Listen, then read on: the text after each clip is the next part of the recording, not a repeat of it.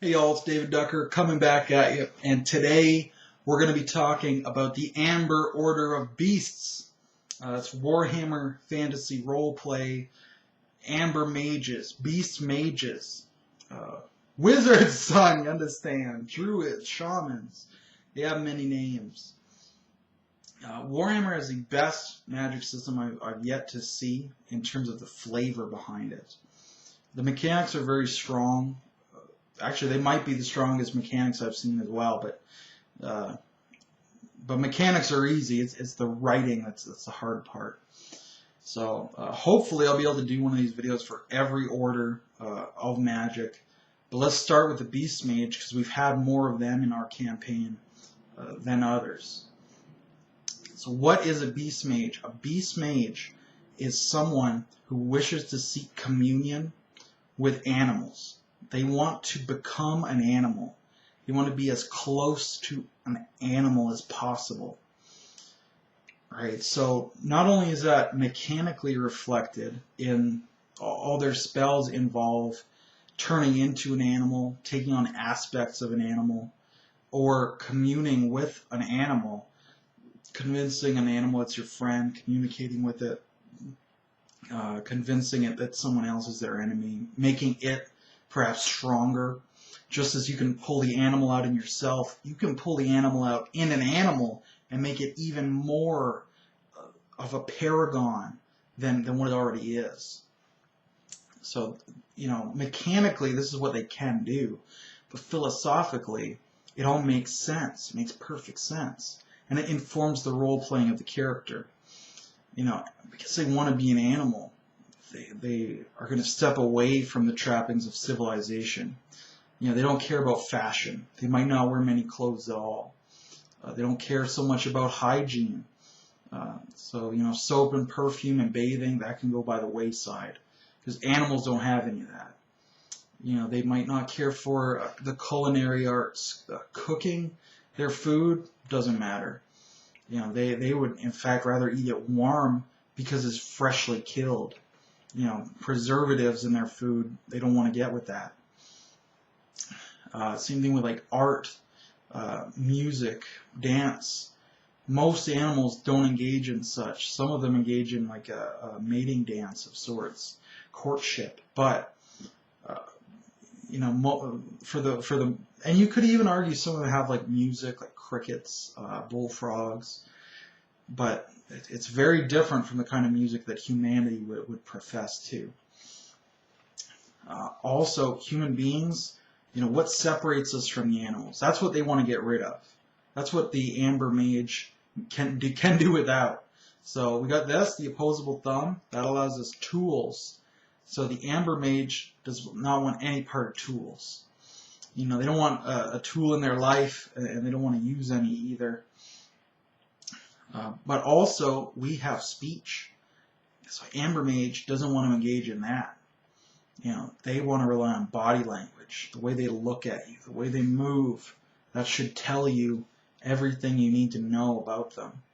They don't need any of these complicated concepts that need to be expressed by words. They want the simple concepts that you feel. They want empathy. They don't want these complex ideas. So the Beast Mage is trying to get to a simpler state of being and simpler state of mind. Maybe they're ruled by their emotions a little bit more. They don't want to be tactful. That's the way it is. Wolf pack, you have a problem with another wolf, you fight. You don't kill each other necessarily, but one of you establishes dominance, and that's what an Amber Mage is going to do. He's going to establish dominance, or he's going to get beat down and become obedient. And he won't harbor a grudge because that's the way it is. Right? So they're really interesting. And you don't have to make them all the same. We've had a Beast Mage who's a real paragon, and they're really good at this. And that Beast Mage is trying to escape humanity because something really bad happened to her. So she doesn't want to be part of this human race anymore. She wants to get out of there. But in the process, while she's undergoing almost this transformation, she's fallen in love, and this love is holding her back because the man she loves is not a beast mage. You know, he's just a guy, but she cares about him. She doesn't want to leave him, but she wants to leave the rest of us. So it holds back her power because it interferes with her philosophy, and it makes her a really interesting character.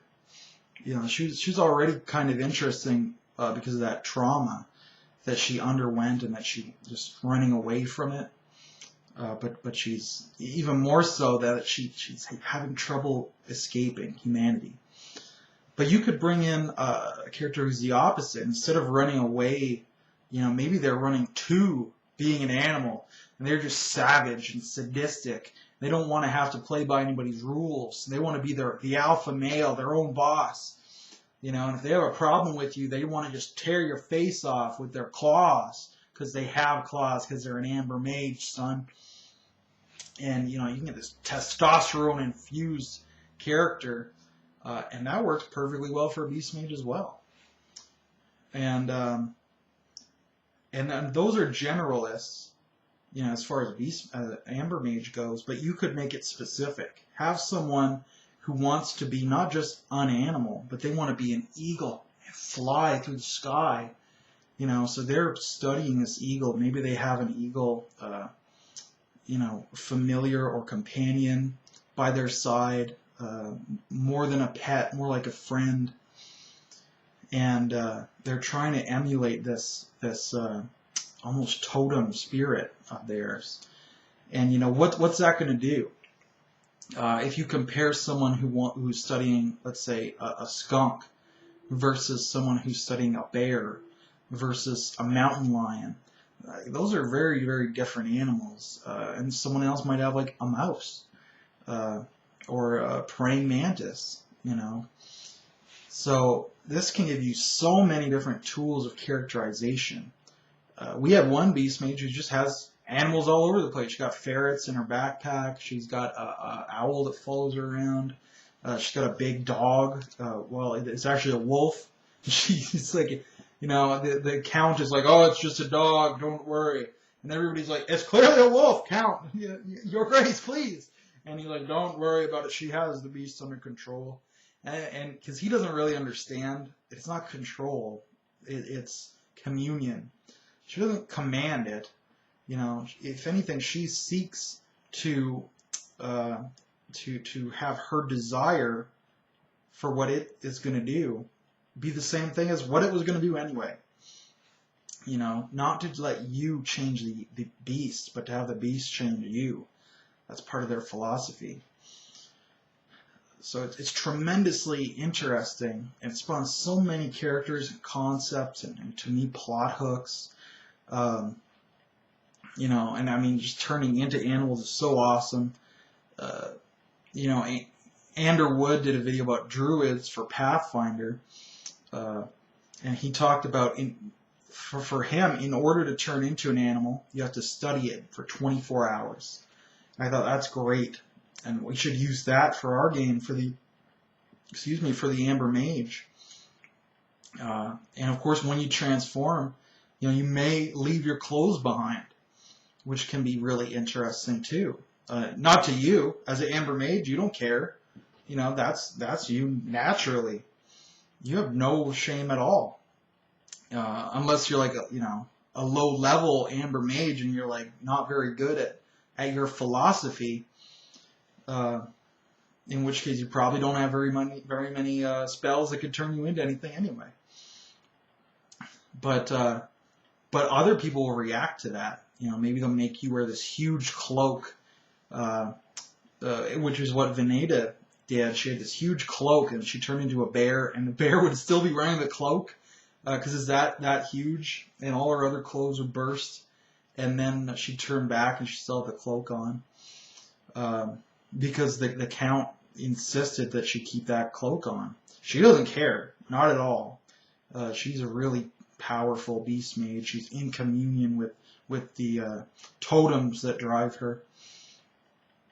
But another character, you know, that apprentice, maybe he does care and he's learning not to. That could be really interesting. Or the character who's undecided.